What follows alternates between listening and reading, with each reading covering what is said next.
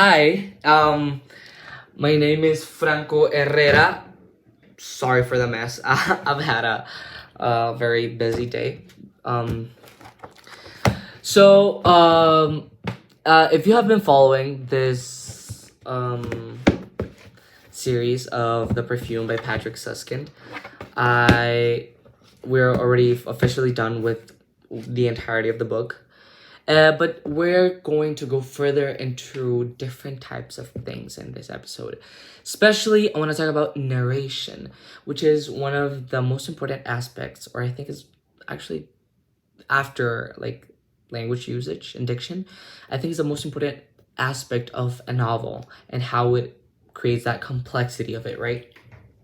So while I was doing my research and I was kind of again into this rabbit hole of Patric Süskind and the Perfume, I realized first of all that I made a mistake on the date of publication. It was published on 1986, not 1948.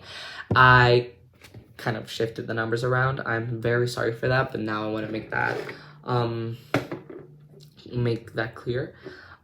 So basically, when I was reading, right, about these articles that dictate things like kind of like the psychopathic background of the whole story and everything, and kind of the autobiography of the author as well. And I got into this YouTube video, right, of this guy called Better Than Food. That's the channel's name. And I started reading the comments, right? And I found this one comment which I found really interesting and I want to read it to you. It's from the tag Bernadette. That's how it's called. So, she says, I think the book has an unreliable narrator. We're meant to believe that Grenouille does not love nor care about anything but his perfume. But I think that's why he tries to create this scent, and also why he dies the way he does, in a last effort to be loved. I think the novel leaves no doubt that he cannot be accepted or loved by his surroundings. Thus, he is made the monster rather than being born as one. Yes, he is a murderer, but he was never given the chance to live a normal life in the first place. Even as a baby, he was singled out as being unmoral. The narrator makes us believe that Grenouille is a monster from the start. Unreliable narration. That's how I see the novel.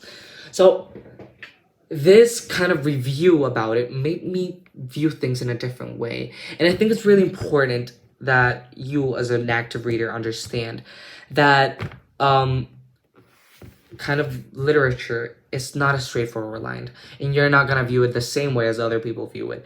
Literature is kind of this it's like kind of polar coordinates. It's like a circle.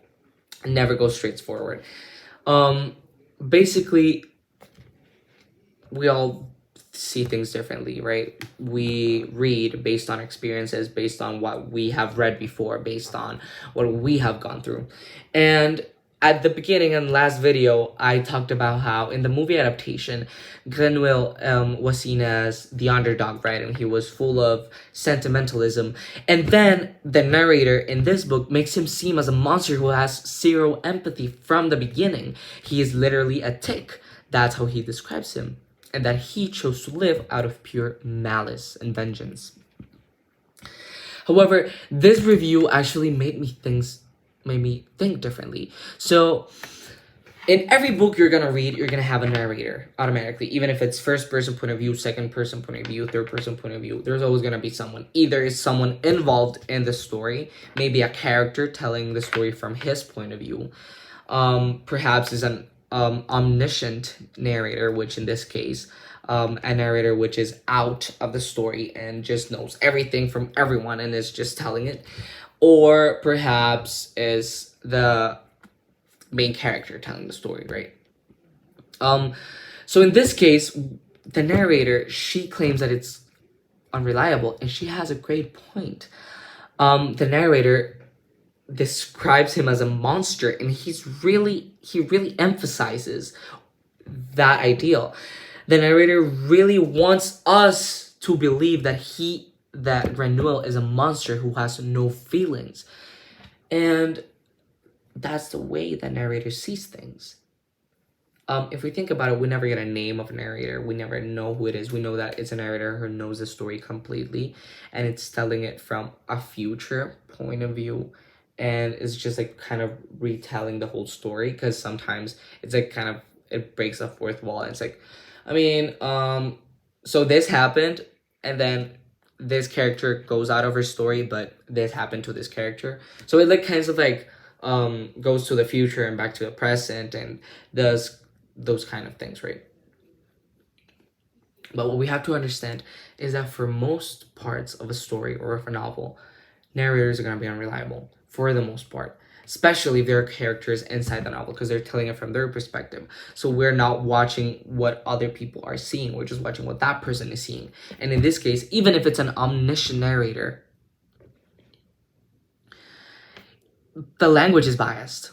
The language is clearly biased into making the audience feel that Granule is basically a bad person, that he is simply psychotic and made out of pure malice and a vengeful spirit and a snake and a tick. And, you know, even the descriptions are so grotesque regarding his character, and it makes so much sense that perhaps Granule was actually just made a monster, not born. And perhaps it does make sense what this girl is saying, which is about how he did have feelings. He did want love, even at the beginning. And that's why he wanted to create the perfume. That we have clear. He wanted to reach that love, and that's why he created the perfume. But initially, it was not clear. It was kind of like he just wants to do it out of pure malice and out of pure being just psychotic, basically. But it does make sense that the narrator may be unreliable, and it's just trying to get the audience to think a certain way when perhaps things are another way. And that's the beauty of literature. There's so many ways to picture it, so many different theories that you can go with a specific piece of evidence. So maybe you might see it as, okay, it's an omniscient narrator, and therefore seeing everything, he might be reliable. I don't think he might have a stance. Or perhaps then you view the diction, the language that he uses to describe the main character, and you're like, is it really this way? Like, you're being a little biased, man. Like, you are kind of, why would you speak such aborrescences of one person, you know? So what I want to get through with this is basically that active reading is all about that. Active reading is about searching and maybe viewing other people's perspectives and then combining it with yours and maybe reaching to a conclusion of your own, and kind of basing yourself on all of these things and kind of not really just sticking to what the book is saying, but kind of viewing between lines, reading between lines, analyzing a little bit more. That's what literature is about. That's what makes it so interesting, because it's not just one simple thing.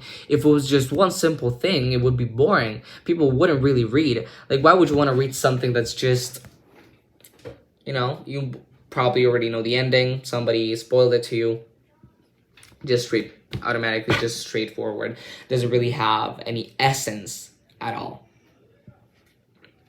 So that's a lesson that I want to give you guys today. Narration, you always have to enter reading a book thinking that the narrator is unreliable. Otherwise, you're gonna think too straightforward and you're gonna go with everything that the narrator says, which might limit your ability to kind of think or kind of view things in a different manner, kind of view the bigger picture. So that's the lesson I want to give you guys.